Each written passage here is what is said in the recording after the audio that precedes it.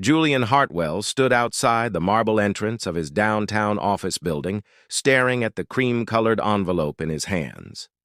The wedding invitation felt heavier than it should. Victoria Ashford, his former fiancée, was getting married to Preston Montgomery, the banking heir she had left him for 2 years ago. The invitation was elegant, expensive, and deliberately provocative. She wanted him to witness her happiness, to see what he had lost. Julian crumpled the edge of the card between his fingers. His business partner, Trevor, had suggested he simply ignore it. But that felt like admitting defeat. He needed to show Victoria that he had moved on, that her departure had meant nothing to him. The problem was finding someone impressive enough to make that statement believable. That evening, as Julian walked toward his car, he noticed a young woman sitting on the concrete steps of a closed bookstore. Her clothes were worn and dirty, her hair tangled, but something about her posture caught his attention. She was not begging or looking desperate. Instead, she sat with her back straight, reading a tattered paperback book as if she were in a comfortable library rather than on a cold street corner. Julian stopped walking. An idea began forming in his mind, reckless and unconventional. He approached slowly, hands in the pockets of his tailored suit. The woman looked up from her book. Her eyes were striking, a clear hazel that seemed far too sharp for someone in her situation. She did not look away or lower her gaze. Instead, she studied him with the same intensity he was using to study her. Julian cleared his throat. "I have a proposition for you." The woman raised an eyebrow. "Let me guess. You want to give me money for food, but first you need me to listen to a lecture about pulling myself up by my bootstraps." Her voice was educated, articulate. Julian felt his curiosity deepen. "Actually, I need a date for a wedding. I will pay you $5,000 for one evening." She closed her book slowly, marking her page with a torn piece of newspaper. "That is either the strangest charity offer I have ever heard, or you have incredibly poor taste in dating prospects." Julian found himself smiling despite the tension in his chest. "Neither. I need someone who can handle high society for a few hours. Someone who can make an impression. And you think a homeless woman is your best option?" She stood up, dusting off her worn jeans. Even in her disheveled state, she carried herself with unexpected grace. "I think you are more than you appear to be," Julian said carefully. She tilted her head, considering him. "What makes you say that?" "The book you are reading. That is not popular fiction. That is philosophy. Kierkegaard, if I'm not mistaken." A flicker of surprise crossed her face before she masked it. "You know your existentialism." "I know enough to recognize that someone reading it on a street corner is not ordinary." Julian pulled out his wallet and handed her a business card. "Think about it. The event is in 3 days. I will provide everything you need: clothing, preparation, transportation. All you have to do is accompany me and play the role." She looked at the card, then back at him. "Why me? Why not hire a professional escort or take one of the many women who probably throw themselves at you?" Julian appreciated her directness. "Because this needs to look real. Those women want something from me. You do not even know who I am." "Julian Hartwell," she read from the card. "Technology entrepreneur, founder of Hartwell Innovations. Net worth estimated at $200 million. She looked up. "I may be homeless, but I still see newspapers." "Then you understand what I am offering." She was quiet for a long moment, her eyes searching his face as if trying to determine his true motives. Finally, she extended her hand. "Natalie Pierce. And yes, I will take your offer. But I have one condition." Julian shook her hand, noting the firmness of her grip. "What condition?" "After this is over, you do not ask questions about how I ended up here. My past is my business." There was steel in her voice, a boundary being drawn. Julian recognized someone protecting deep wounds. Agreed. The transformation 2 days later, Julian picked Natalie up from the shelter where she had been staying. She climbed into his car, wearing the same worn clothes, but she had washed her hair and face. Without the layers of street dirt, her features were even more striking than he remembered. They drove in silence to an upscale salon in the fashion district. As they entered, the staff looked at Natalie with barely concealed judgment. Julian felt a surge of irritation at their snobbery. "I want a complete transformation," he told the head stylist, a woman named Simone who had worked with celebrities and socialites for decades. Hair, makeup, everything. Price is not a concern. Simone assessed Natalie with a professional eye, looking past the surface to the bone structure and natural features beneath. She has excellent bones. This will be interesting. Natalie said nothing as the team led her away. Julian settled into the waiting area, picking up a magazine he had no interest in reading. His mind kept returning to the mystery of Natalie Pierce. Her education, her composure, the way she carried herself despite her circumstances. Something significant had happened to put her on those streets. 3 hours passed. When Simone finally called him back, Julian stood and walked into the main salon area. He stopped breathing for a moment. The woman standing before the mirror looked nothing like the person he had met on the sidewalk. Natalie's hair had been cut and styled into soft waves that framed her face. The stylist had chosen a subtle makeup palette that enhanced rather than masked her features. But it was more than the physical changes. There was a confidence in her stance, a familiarity with this world that she had not shown before. Natalie turned to face him. "Will this do?" Julian found his voice. "You look remarkable." "I look like I used to look," she said quietly, something sad flickering across her face. Before he could ask what she meant, Simone interrupted. "Now for the dress." I took the liberty of calling in some options from the boutique next door. For the next hour, Natalie tried on various gowns.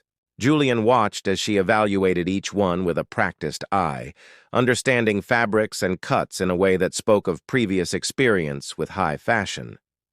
She finally selected a midnight blue dress that was elegant without being ostentatious, sophisticated without trying too hard. When she emerged fully dressed, hair and makeup complete, Julian understood that he had underestimated her entirely. Natalie Pierce was not pretending to belong in this world. She was returning to it. The revelation before the storm that evening, as they prepared for the wedding the next day, Julian took Natalie to dinner at a quiet restaurant. He wanted to brief her on the event, on the people she would meet, on the role she needed to play. But as they sat across from each other in the candlelit space, the conversation drifted away from strategy. Natalie asked intelligent questions about his business, demonstrating an understanding of technology markets that surprised him. Julian found himself talking more freely than he had in years, discussing not just the success but the challenges and doubts that came with building a company from nothing. "You carry a lot of weight," Natalie observed, swirling the wine in her glass. "Success looks good from the outside, but it isolates you." "Is that why Victoria left?" Julian asked, surprised by his own vulnerability.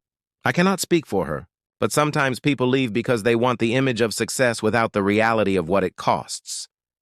Natalie set down her glass. "They want the fancy parties and the social status, but they do not want the sleepless nights and the constant pressure." "You sound like you understand that world."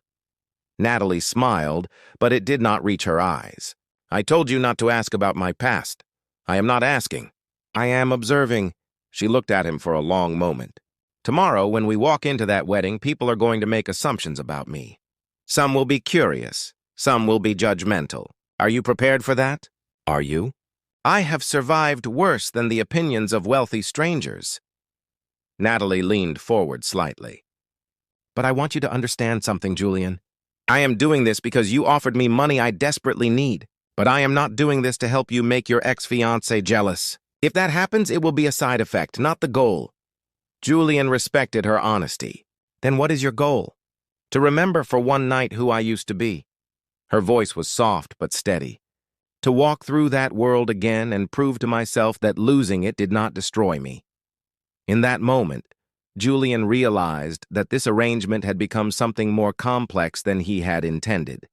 Natalie was not just playing a role. She was reclaiming a part of herself that had been taken from her, and he was beginning to care about her success as much as his own. As they left the restaurant, Julian made a silent promise.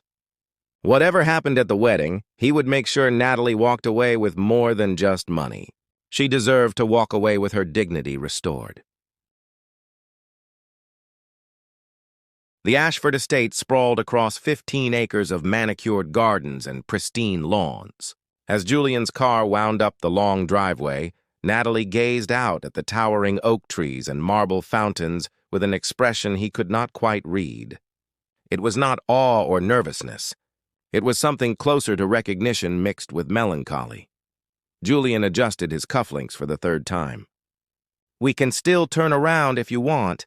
Natalie turned to him, and the vulnerability he had glimpsed moments before vanished behind a composed mask. "Cold feet, Mr. Hartwell. I thought you were the one who needed to prove something tonight." "I am starting to question my motives." "Good. Self-awareness is the first step toward growth." She smoothed down her midnight blue dress. "Besides, we made an agreement. I keep my promises." The car stopped in front of the main entrance, where valets in crisp uniforms waited to assist guests. Julian stepped out first, then extended his hand to Natalie. As she emerged from the vehicle, several nearby guests paused their conversations to stare. Even among this crowd of wealthy attendees, Natalie commanded attention. They walked up the marble steps together. Julian could feel the weight of curious gazes following them. Whispers rippled through the gathering crowd. Who was this mysterious woman with Julian Hartwell? Where had she come from? The questions hung in the air like expensive perfume.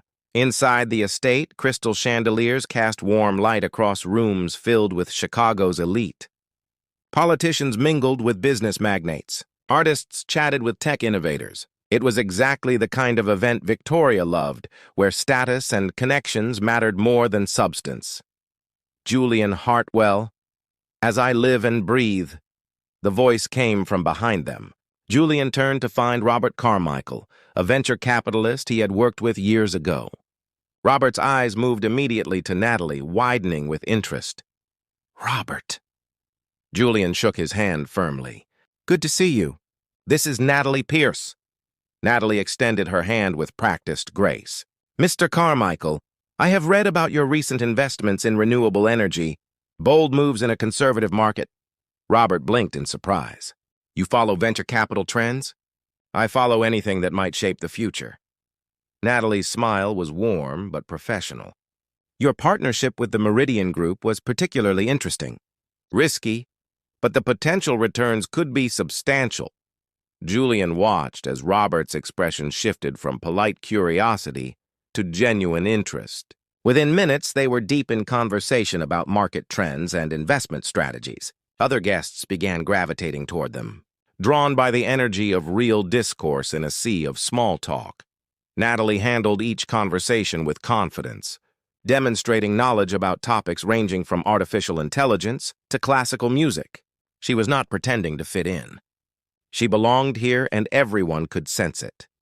The ex-fiancée appears Victoria Ashford found them near the champagne fountain. She wore a designer gown that probably cost more than most people earned in 6 months, and her diamond jewelry caught the light with every calculated movement. Her smile was perfect, practiced, and utterly cold. "Julian, what a lovely surprise." Victoria's eyes swept over Natalie with barely concealed assessment. "I was not certain you would come. I would not miss it." Julian placed a subtle hand on the small of Natalie's back. "Victoria, this is Natalie Pierce." Charmed. Victoria extended 2 fingers rather than her whole hand, a deliberate show of superiority. "Have we met before? You look somewhat familiar." Natalie shook the offered fingers with grace. "I do not believe so. I would remember." "Natalie has been traveling extensively," Julian interjected smoothly. "She only recently returned to Chicago." How exotic. Victoria's tone suggested anything but interest. "And how did you two meet?" "Through mutual circumstances," Natalie answered before Julian could speak. "Sometimes the most meaningful connections happen when we least expect them." Victoria's eyes narrowed slightly, searching for hidden meaning in those words. Before she could probe further, Preston Montgomery appeared at her side. He was exactly what Julian expected.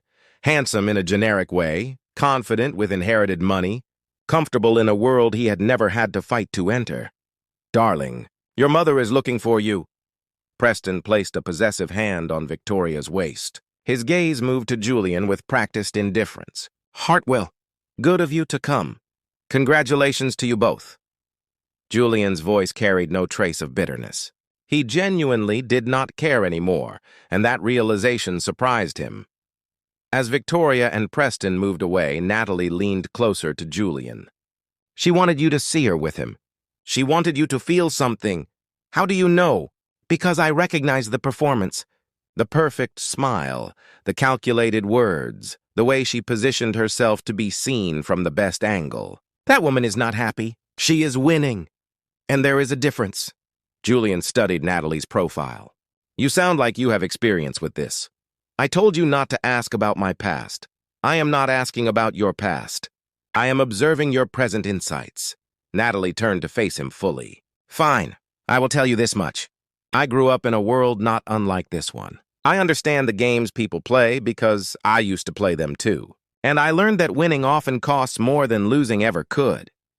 Before Julian could respond, a commotion near the entrance drew everyone's attention. An older man had arrived, distinguished and commanding despite his age. People parted to let him through, and Julian heard Natalie's sharp intake of breath beside him. "What is wrong?" "That man." Natalie's voice was barely above a whisper. "That is Harrison Whitmore. You know him?" "He knew my family." Natalie's composure cracked for just a moment, revealing something raw beneath. "We need to leave before he recognizes me." But it was too late. Harrison's gaze had already found Natalie across the room. His expression shifted from polite interest to shock, then to something that looked almost like guilt. He began moving toward them with purpose. When past and present collide, Harrison Whitmore reached them before Natalie could escape. Up close, Julian could see the age in his face, the weight of years and decisions etched into every line. But his eyes were sharp, missing nothing. "Natalie Sutherland." Harrison's voice carried disbelief and something deeper. "After all these years?" Julian felt Natalie stiffen beside him. Sutherland, not Pierce. Another piece of the puzzle clicking into place. "Mr. Whitmore." Natalie's voice was steady, but Julian could see her hands trembling slightly. "I go by Pierce now." "Of course you do." Harrison's gaze moved to Julian. "Does your companion know who you really are?" "That is not your concern. Perhaps not. But I think it should be his." Harrison turned to Julian. "Has she told you that she is the daughter of Marcus and Eleanor Sutherland? That her family once owned the second largest pharmaceutical company in the Midwest?" Julian felt the room tilt slightly. He looked at Natalie, who had gone pale but held her head high. Around them, guests had begun to notice the tension. Conversations trailing off as attention focused on their small group. Natalie corrected quietly. "My family had those things." "Past tense? What happened?" Julian asked, needing to hear it from her. Harrison answered instead. "The company collapsed 6 years ago. Financial scandal, investigations, bankruptcy. Marcus Sutherland was accused of embezzling millions from investors and employees. He died before the trial concluded. Eleanor passed away from a heart attack 3 months later. And Natalie, the golden daughter who had everything, disappeared." Natalie's jaw clenched. "You forgot the part where my father was innocent. Where he was framed by his business partners to cover their own crimes. Where every attempt I made to clear his name was blocked by people with more money and power than I had. Innocent or guilty, the result was the same." Harrison's voice held no sympathy. "Your family lost everything." "Not everything." Natalie lifted her chin. "I am still here." Victoria had drifted back within hearing range, her expression a mixture of shock and something that looked almost like satisfaction. Other guests whispered behind their hands, the scandal spreading through the crowd like wildfire. Julian made a decision. He stepped closer to Natalie, his presence a clear statement of solidarity. "I think we have heard enough ancient history for one evening. You are defending her?" Victoria's voice carried across the space. "Julian, do you have any idea who she is?" "What her family did?" "I know exactly who she is." Julian met Victoria's gaze steadily. "She is someone who survived circumstances that would have destroyed weaker people.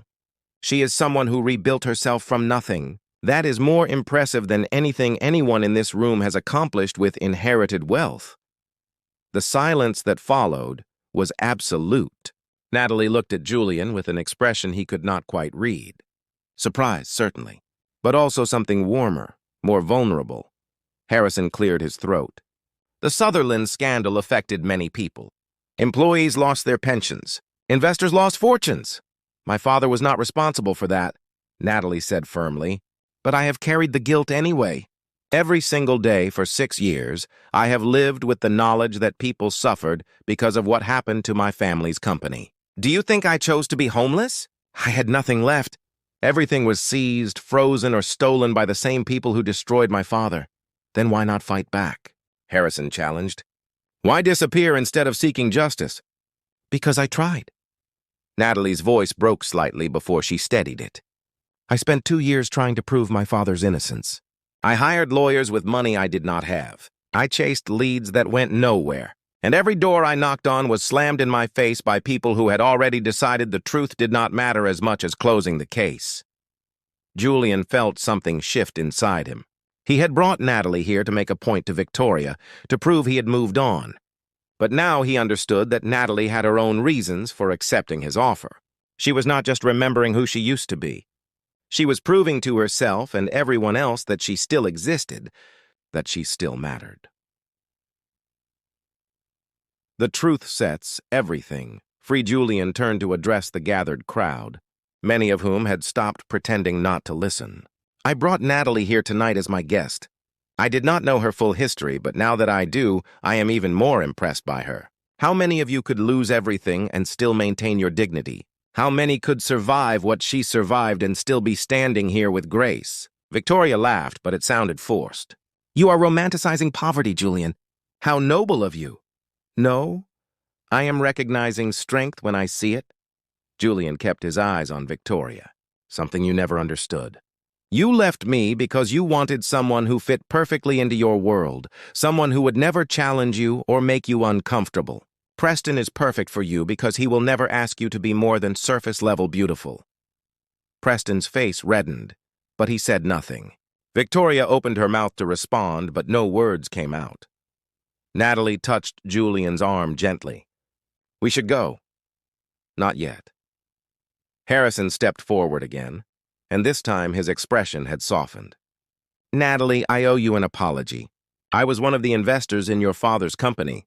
When everything collapsed, I was angry and I wanted someone to blame. I never looked deeper into what really happened. If your father was framed, then I contributed to the injustice by accepting the official story. Natalie stared at him. Why are you saying this now? Because watching you stand here, facing all of us with more courage than I had in similar circumstances, reminds me that I stopped asking questions when it became inconvenient. Harrison pulled out a business card and handed it to her. If you want to pursue the truth about what happened to your father, I have resources and connections that might help. No promises, but I owe you at least the attempt. Natalie took the card with shaking hands. Thank you. The tension in the room began to dissolve. Some guests looked ashamed. Others simply returned to their conversations. The drama resolved enough for them to lose interest. Victoria stood frozen, her perfect wedding disrupted by truths she had not anticipated. Julian took Natalie's hand. Now we can go. They walked toward the exit together, heads high. As they reached the door, Julian heard Victoria call his name one last time. Julian, wait. He turned. Victoria approached alone, Preston having wisely stayed back. Up close, Julian could see that her perfect makeup could not quite hide the uncertainty in her eyes. You really have moved on, she said quietly. Yes, I have. And her? The homeless woman you brought here to make me jealous. What happens to her when this game is over? Julian looked at Natalie, who stood waiting patiently by the door. This stopped being a game the moment I met her. I just did not realize it until tonight. He did not wait for Victoria's response. He walked to Natalie, and together they left the Ashford estate behind. In the car, neither spoke for several minutes. Finally, Natalie broke the silence. You did not have to defend me like that. Yes, I did. Why? Julian glanced at her. Because somewhere between meeting you on that sidewalk and watching you face down your past tonight, I started caring about what happens to you. This was supposed to be a business arrangement, but it became something else. Natalie was quiet for a long moment. I should tell you everything. The whole truth, not just the parts Harrison revealed. Only if you want to. I want to. Natalie turned in her seat to face him. But not tonight. Tonight, I just want to feel like I won something back, even if it is only my dignity. Julian reached over and took her hand. You won more than that. You won the respect of everyone in that room, whether they admit it or not. As they drove through the city streets, Natalie rested her head against the window. For the first time since Julian had met her, she looked at peace. Tomorrow would bring new challenges, new questions about what came next. But tonight, two people who had lost their way had found something unexpected in each other. Something that felt dangerously close to hope, sunlight, filtered through the curtains of the hotel suite Julian had arranged for Natalie. She woke slowly, the events of the previous night replaying in her mind like scenes from someone else's life. For a moment, she had forgotten where she was, half expecting to wake on a shelter cot or a cold bench. Instead, she found herself surrounded by luxury that once would have been ordinary, but now felt almost foreign. Her phone buzzed on the nightstand. A message from Julian, breakfast downstairs in an hour. We need to talk. Natalie showered and dressed in clothes Julian had provided, simple but elegant. As she looked at herself in the mirror, she barely recognized the woman staring back. Not because of the clothes or the styling, but because something fundamental had shifted inside her. Last night, she had faced the world that had rejected her and survived. More than survived. She had stood tall. When she entered the hotel restaurant, Julian was already seated by the windows overlooking the city. He stood as she approached, pulling out her chair with a gentleness that made her chest tighten. "Did you sleep?" he asked. "Better than I have in years." Natalie accepted the coffee a waiter poured for her. "You? Not much. I kept thinking about everything that happened." Julian leaned forward. "Harrison Whitmore called me this morning." Natalie's hand froze halfway to her cup. "What did he want?" "He wants to help. He has been making calls, talking to people who were involved in your father's case. Natalie, he thinks you were right. He thinks your father was framed, and he wants to help prove it." The words hit Natalie like a physical blow. For 6 years, she had carried the weight of her father's ruined reputation, the belief that no one would ever care enough to look for the truth. Now suddenly someone was willing to try. Why would he do that? Her voice came out smaller than she intended. Guilt, maybe. Or conscience. Does it matter? Julian reached across the table and took her hand. This could be your chance to clear your father's name, to get back what was taken from you. Natalie pulled her hand away gently, standing up and walking to the window. Below, the city moved with its usual rhythm. People rushing to jobs and appointments, living lives that continued regardless of individual suffering or triumph. "I need to tell you something," she said without turning around. "The whole truth about why I accepted your offer." Julian waited silently.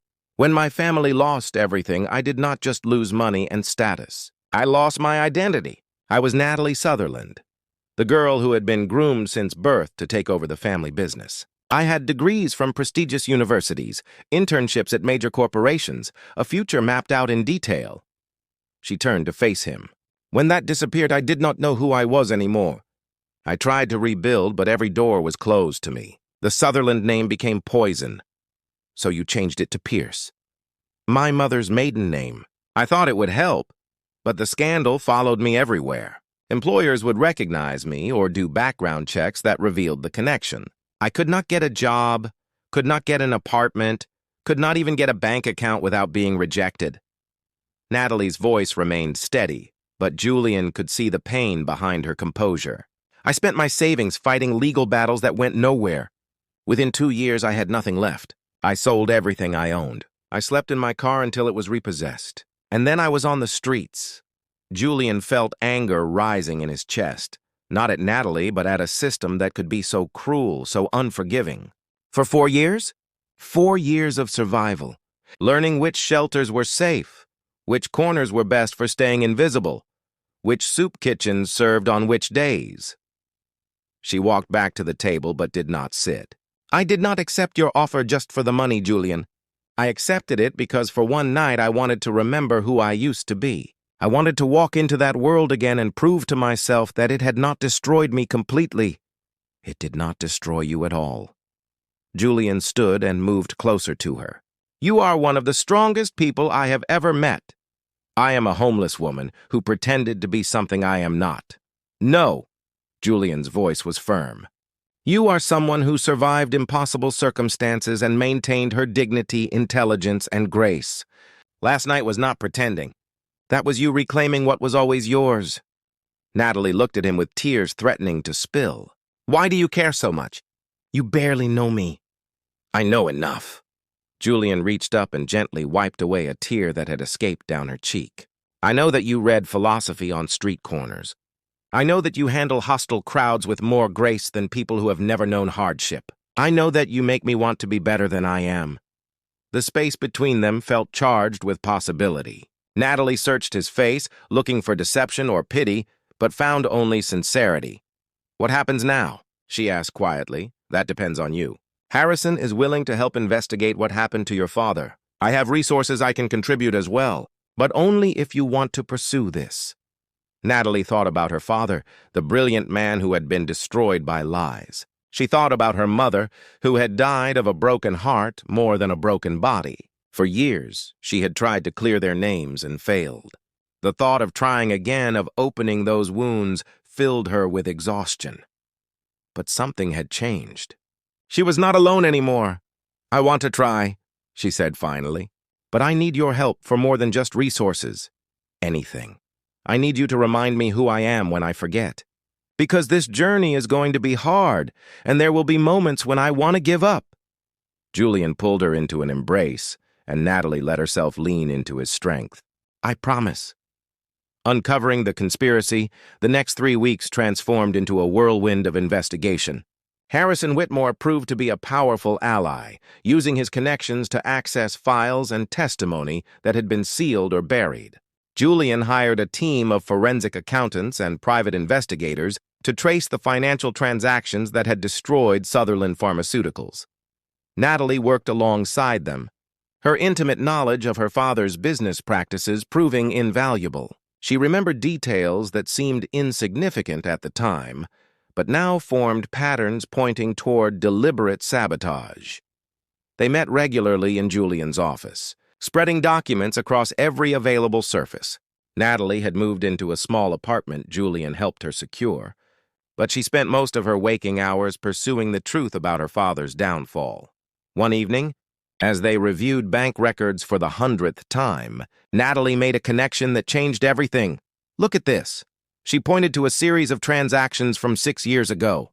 These transfers were supposedly authorized by my father, moving money from the employee pension fund into offshore accounts. But the authorization codes are wrong. Julian leaned closer. Wrong how? My father had a specific system for authorization codes. He used a combination of family birthdays and historical dates that meant something to him. These codes use a completely different pattern. She pulled up another document on her laptop. And look at the timestamps. These transactions were processed at 3 in the morning on a Tuesday. So, my father never worked past 10 at night. He was disciplined about maintaining work-life balance. He certainly would not have been in the office at 3 in the morning. Natalie's hands were shaking with excitement. Someone else made these transactions and forged his authorization. Julian called the lead investigator immediately. Within days, they had traced the actual origin of the fraudulent transactions to a computer in the office of Gerald Fitzpatrick, the chief financial officer who had been one of the key witnesses against Marcus Sutherland. Fitzpatrick testified that he tried to stop your father from making these transfers. Julian read from the trial transcripts. He positioned himself as the whistleblower who discovered the embezzlement. But he was the one doing it.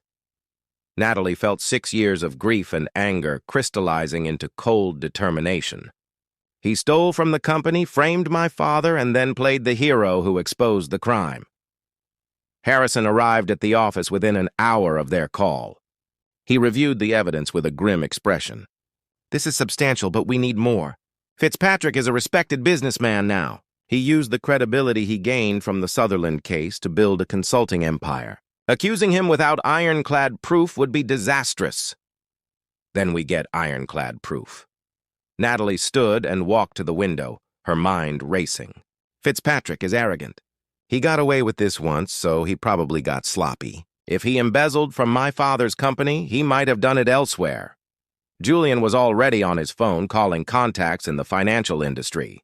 By the end of the day, they had identified 3 other companies where Fitzpatrick had served as a consultant and where irregular financial activities had occurred shortly after his involvement. The pattern was unmistakable. Gerald Fitzpatrick was not just a one-time criminal. He was a serial embezzler who had refined his technique, using prominent business leaders as scapegoats while he enriched himself.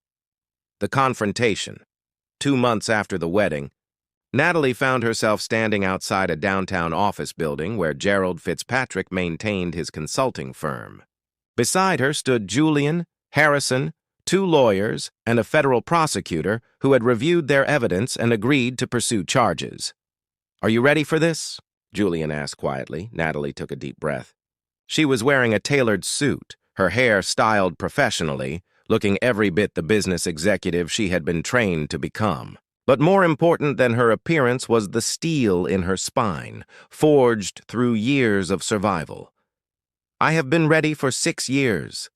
They rode the elevator to the 15th floor in silence. When the doors opened, they entered a reception area decorated with expensive art and furniture.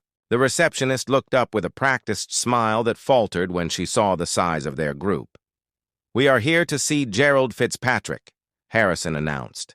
"Tell him Harrison Whitmore is here with Natalie Sutherland." The use of her real surname was deliberate. They watched as the receptionist made the call, saw the moment her expression changed from confusion to alarm. Within minutes, Fitzpatrick emerged from his office. He was older than Natalie remembered, his hair more gray than brown now. But she recognized the calculating eyes, the same ones that had testified so convincingly at her father's trial. When he saw her, those eyes widened in shock. "Natalie Sutherland, I heard you were dead. Disappointing for you, I imagine." Natalie kept her voice level. "Since dead people cannot pursue justice." Fitzpatrick recovered his composure quickly, his face settling into a mask of professional concern. "I was devastated by what happened to your father. If you are here seeking closure, I understand. But there is nothing I can do to change the past. We are not here for closure." The federal prosecutor stepped forward, presenting her credentials. "Mr. Fitzpatrick, we have evidence that you embezzled funds from Sutherland Pharmaceuticals and framed Marcus Sutherland for your crimes. We also have evidence of similar activities at 3 other companies where you served as a consultant." The color drained from Fitzpatrick's face. "That is absurd. I was the one who discovered Marcus Sutherland's embezzlement. I testified against him." "You lied." Natalie moved closer, her voice hard. "You stole from my father's company, destroyed his reputation, and sent him to an early grave. And then you built your career on the credibility you gained from supposedly exposing him. You cannot prove any of this. Actually, we can." Julian handed over a tablet displaying the forensic analysis. "Every transaction traced back to your computer. The authorization codes you forged. The offshore accounts and shell company names that lead back to you. We have 6 years of evidence, Mr. Fitzpatrick, and it all points in one direction." Fitzpatrick's lawyer, who had been summoned from his office, quickly reviewed the tablet. His expression grew more concerned with each page. "Gerald, do not say anything else." But Fitzpatrick was not listening. He was staring at Natalie with an expression that mixed fear and anger. "Your father was weak. He trusted people too easily. He never would have noticed what I was doing if I had not gotten greedy. So you admit it." The prosecutor was recording every word. Fitzpatrick seemed to realize his mistake, but it was too late. His lawyer closed his eyes in defeat. "Gerald Fitzpatrick, you are under arrest." 2 federal agents who had been waiting in the hallway entered and read him his rights. As they led Fitzpatrick away in handcuffs, Natalie felt something inside her finally release. 6 years of carrying shame and guilt for crimes she did not commit. 6 years of living with her father's ruined name. It was not over yet. There would be trials and hearings and media attention. But the truth was finally emerging from the shadows. Julian put his arm around her shoulders. "How do you feel?" "Empty," Natalie admitted, and relieved. "And angry that it took this long?" She turned to Harrison. "Thank you for believing me." Harrison shook his head. "I should have believed you 6 years ago. I should have asked questions instead of accepting convenient answers. I am sorry for that. The important thing is that you helped when it mattered." New beginnings. 3 months later, Natalie stood in front of a judge as the court officially cleared her father's name. The media packed the courtroom, documenting every moment of the vindication. Fitzpatrick had pleaded guilty to avoid a longer sentence, and his confession had opened investigations into numerous other cases. When it was over, Natalie walked out of the courthouse with Julian beside her. Reporters shouted questions, but she had already prepared a statement that her lawyer read on her behalf. She had said everything she needed to say in court. They drove to the cemetery where her parents were buried. Natalie had not visited in years, unable to face the headstones that bore her father's name alongside accusations of crimes he did not commit. But now, with the truth established, she could finally stand before them without shame. Julian waited by the car, giving her privacy. Natalie knelt between the two graves, touching each headstone gently. "It is done," she whispered. "Your name is cleared, Dad. Everyone knows the truth now. I am sorry it took so long. I am sorry I gave up for a while. But I found my way back, and I finished what you started." She stayed there for a long time, telling them about everything that had happened, about meeting Julian, about the wedding that changed everything, about Harrison's unexpected help, about learning that even when everything seems lost, redemption is still possible. When she finally returned to the car, Julian looked at her with concern. "Are you okay?" "I am better than okay." Natalie settled into the passenger seat. "For the first time in 6 years, I feel like I can breathe." They drove back to the city in comfortable silence. Julian had an important question he had been holding back, waiting for the right moment. Now seemed as right as any moment would ever be. "What are you going to do now?" he asked as they pulled up in front of her apartment building. "I have been thinking about that." Natalie turned to face him. "Harrison offered me a position at his investment firm. He thinks my experience and knowledge of the pharmaceutical industry would be valuable." "It is a good offer." Julian felt his stomach drop. "That is wonderful. You deserve it. But I am not going to take it." "Why not?" Natalie smiled. "Because I have a different idea.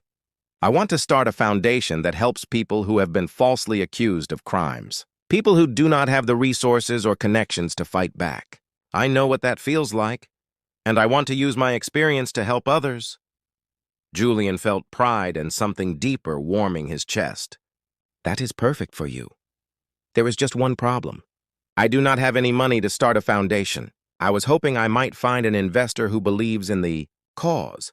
She looked at him with eyes that held both hope and vulnerability. "I think I know someone who might be interested." Julian reached over and took her hand. "But I have a condition." "What condition?" "That you let me be more than just an investor. That you let me be your partner in this, and maybe eventually in other things too." Natalie's eyes widened. "Julian, you do not have to do this out of obligation or pity." "I am not." He brought her hand to his lips and kissed it gently. "I am doing this because somewhere between meeting you on that sidewalk and watching you reclaim your life, I fell in love with you. Your strength, your intelligence, your refusal to give up, even when everything seemed hopeless. You make me want to be better, to do something that matters beyond just making money." Tears filled Natalie's eyes. "I do not know how to do this. I have not let anyone close in so long. We will figure it out together, one day at a time." Julian cupped her face in his hands. "I am not asking for perfect. I am just asking for a chance." Natalie leaned forward and kissed him, soft and tentative at first, then with growing certainty. When they finally pulled apart, she was smiling through her tears. "One chance. I think I can manage that." 6 months later, the Sutherland Justice Foundation opened its doors on a crisp autumn morning.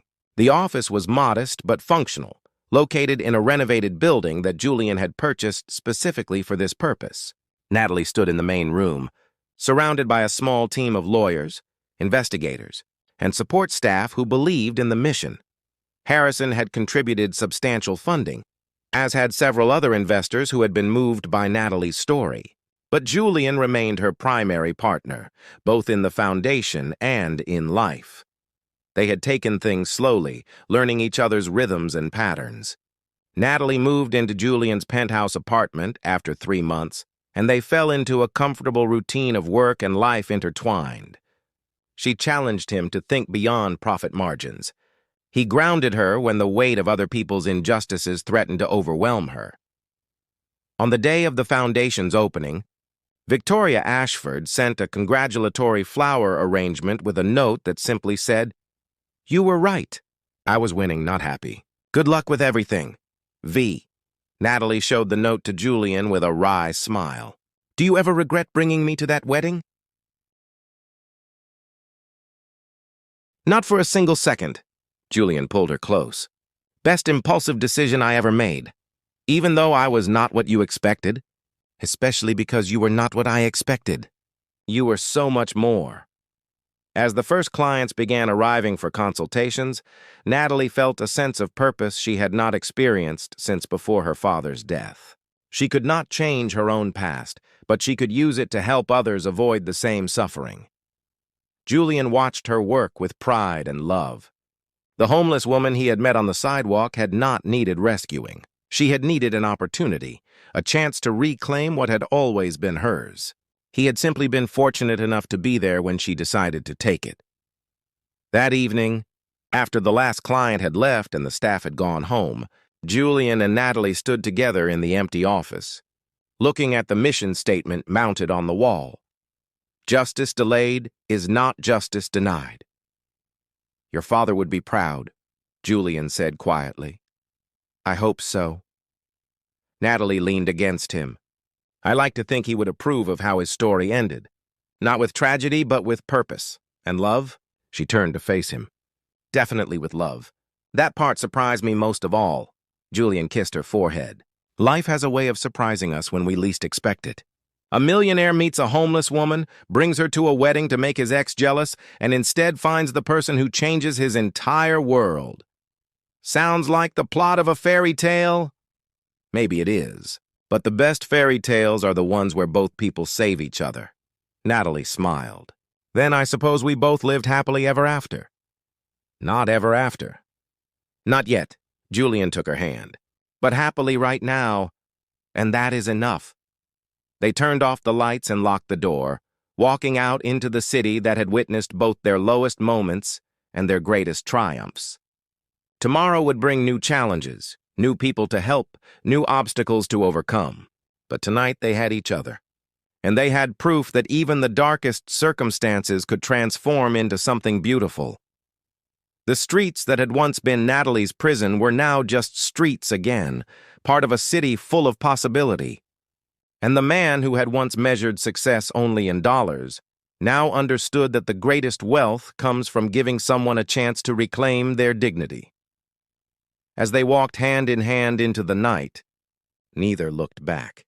The past had been faced, the truth had been told, and the future was theirs to create. Together. The end.